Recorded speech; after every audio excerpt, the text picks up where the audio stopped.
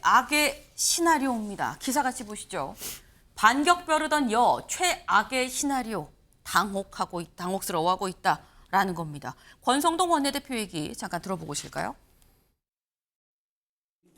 허위사실 공표로 수많은 정치인들이 정치 생명을 잃었는데 어떻게 이재명 대표는 같은 사안임에도 불구하고 무죄를 선고할 수 있는지 제가 법조인의 입장에서 봐도 아무리 생각해도 이해할 수가 없습니다. 합리적인 상식을 가진 법관이라면은 이러한 판단을 내릴 수 없다고 봅니다. 그 판사들의 개인적인 성향이 직업적인 양심을 누르고 판결에 반영된 것으로 볼 수밖에 없습니다. 저는 대법원에 가면 반드시 파기 환송될 것이라고 확신하고 있습니다. 네, 권성동 원내대표 판사의 개인적인 성향이 직업적 양심을 누르고 판결에 반영이 된 거라고밖에 볼 수가 없다. 이거 대법원 가면 무조건 파기환송이다라고 얘기를 했습니다. 근데 이 얘기가 일단 국민의힘에서는 이 2심 판결 받아들일 수 없다라는 취지이기도 하고 김기영 대변인님, 이게 개인 성향이 직업적 양심을 누르고 판결에 반영이 됐다. 이거는 어떻게 보면 이 2심 판단에 받아들일 수 없다, 승복할 수 없다라는 걸로 이해될 수도 있는 거거든요. 네, 맞습니다. 저희가 법에 어떻게 보면 문제가 있으면 검찰이 상고를 하듯 저희 입장에서도 그걸 바라는 거 아니겠습니까? 그래서 최종적으로 어떤 입장을 받아야 되는데 저희가 그냥 얘기하는 게 아닙니다. 특히 이제 국토부로부터 협박을 받아서 용도 상향을 4단계 올려줬다는 거잖아요.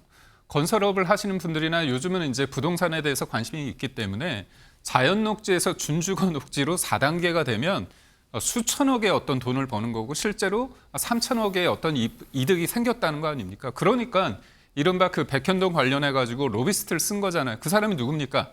성남시 이재명 대표의 성남시 그때 시장 선거 나올 때 선대 본부장 김인섭 씨를 통해서 그 사람을 통해서 로비를 해서 결국은 인허가가 이뤄졌다. 이 부분은 1심, 2심도 아니고 최종심 대법원 판결로 나왔습니다. 그때 인사권자가 누구냐?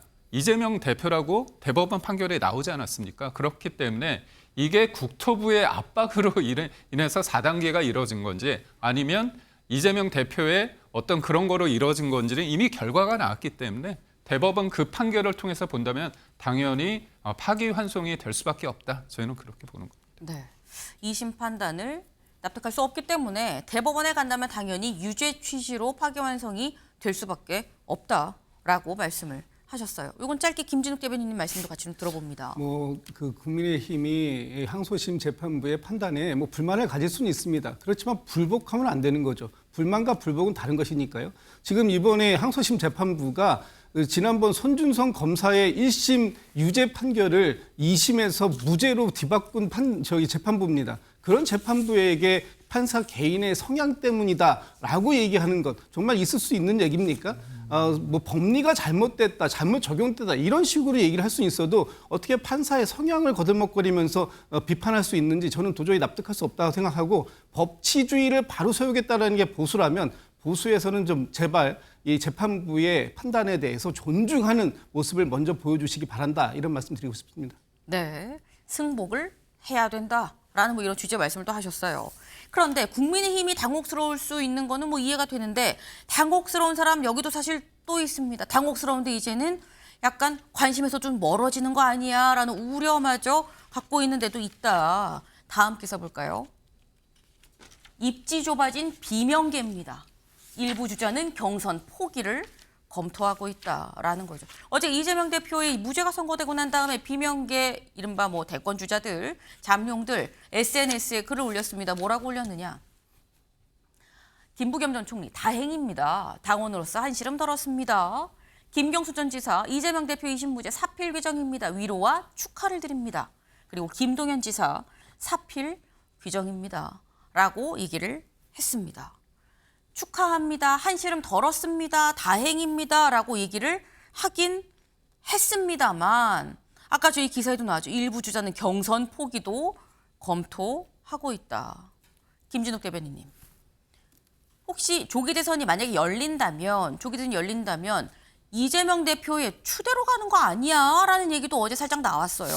그렇게 가지는 않을 것 같습니다. 네. 조금 그 추대라는 것은 뭐 다른 후보들이 없을 때 하는 거 아닙니까? 지금 우리 당내에는 앞으로 조기 경선, 대선이 벌어졌을 때 경선에 참여하겠다라는 뜻을 가지신 분들이 여러 분 계신 걸로 알고 있고, 이분들 또한 상대가 검찰에 의해서 쓰러지는 상태에서 그걸 밟고 가겠다 이런 생각하는 것이 아니라 오히려 공정한 경쟁을 통해서 승리를 해보겠다라고 하는 노력들, 이런 부분들에 대해서는 충분히 하실 것 같고요.